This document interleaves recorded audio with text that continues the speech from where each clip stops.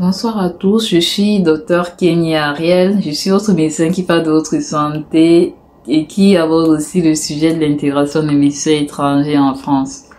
Alors j'ai eu un mail qui me demandait de parler de la préparation des EVC et des différents livres que moi j'ai eu à utiliser et que je conseillerais. Sachez déjà que les EVC sont lancés en mai-juin et que l'examen se fait la plupart du temps en octobre-novembre.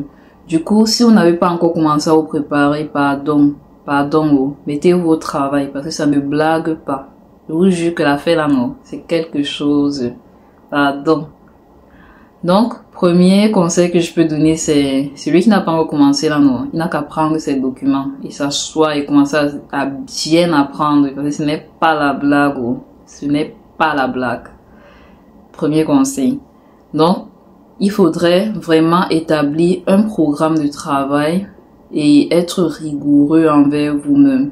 Si vous êtes encore en Afrique, ça peut être un avantage dans ce sens que je crois qu'en Afrique, on ne travaille pas de 8h à 18h comme ici. Je crois que si quelqu'un a un bon rythme de travail, plus tard à 16h, il a fini. Donc, il a du temps pour rentrer chez lui et se préparer. Alors qu'ici, c'est de 8h à 18h. Donc, celui qui est ici a moins de temps pour se préparer en sachant que pour avoir travaillé des deux côtés, c'est vraiment lourd. Chaque euro que vous avez ici, vous les avez réellement à la sueur de votre front. C'est pas la blague. Donc, vous avez l'avantage d'avoir du temps.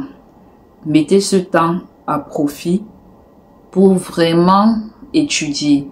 Par exemple, si vous avez choisi la médecine générale, vous devez d'abord rechercher les différents chapitres à aborder, à bien maîtriser avant d'aller composer les EVC de médecine générale. L'astuce qu'un collègue m'avait donnée et que je pourrais vous donner, c'est de prendre un lot d'épreuves parce qu'il y a des lots d'épreuves, d'anciennes épreuves qui se vendent.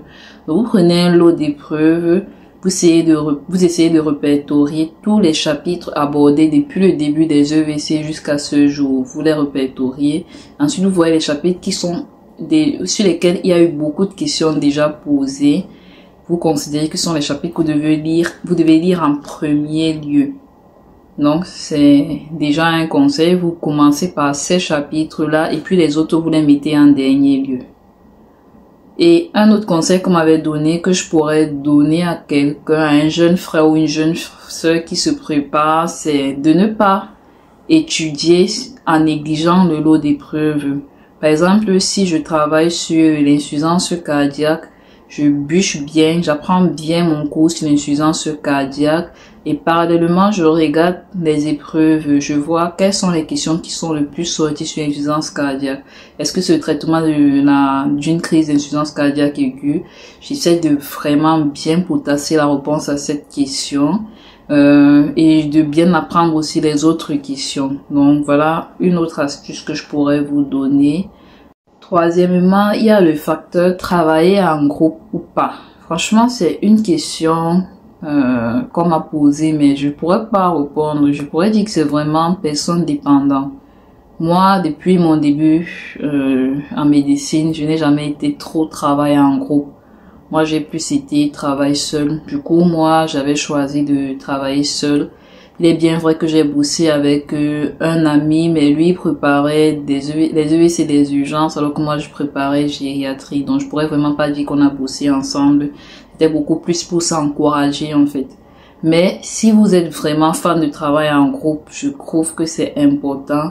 Vous pouvez trouver quelques personnes hyper motivées et vous vous associez à elles et vous étudiez ensemble. Mais je pense que ce qui compte beaucoup plus, c'est l'effort personnel.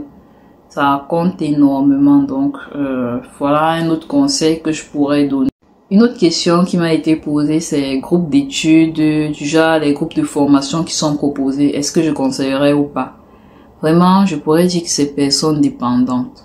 Moi, je n'ai pas eu à faire recours à des groupes. Je connais aussi plusieurs personnes qui ont réussi sans y faire recours.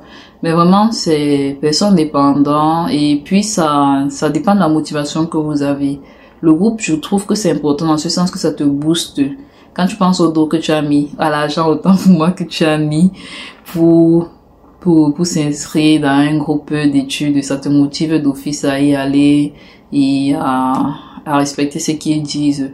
Donc c'est plus un booster en fait, c'est juste pour vous booster surtout, pour créer la rigueur, pour vous donner les astuces, parce qu'il y a des gens ceux qui font ces groupes, ce sont des gens qui ont déjà réussi, qui sont déjà passés par là. Donc dans ce sens, je pense que oui, ça peut être intéressant de faire partie d'un groupe d'études. Un autre conseil pour mes frères qui sont encore en Afrique et qui souhaitent se préparer, c'est déjà de commencer tôt. Commencer à vous préparer tôt. Parce que je vous assure qu'il y a du monde et ce n'est même pas de la blague. Quand moi je suis allée composer, je me suis dit que Seigneur, tu m'as envoyé où? Ah, moi je me rappelle, j'ai écrit à des amis que franchement, je ne sais pas ce que je suis venue chercher ici. Moi je viens à peine d'arriver en France, je ne pense pas que j'ai l'expérience qu'il faut pour réussir.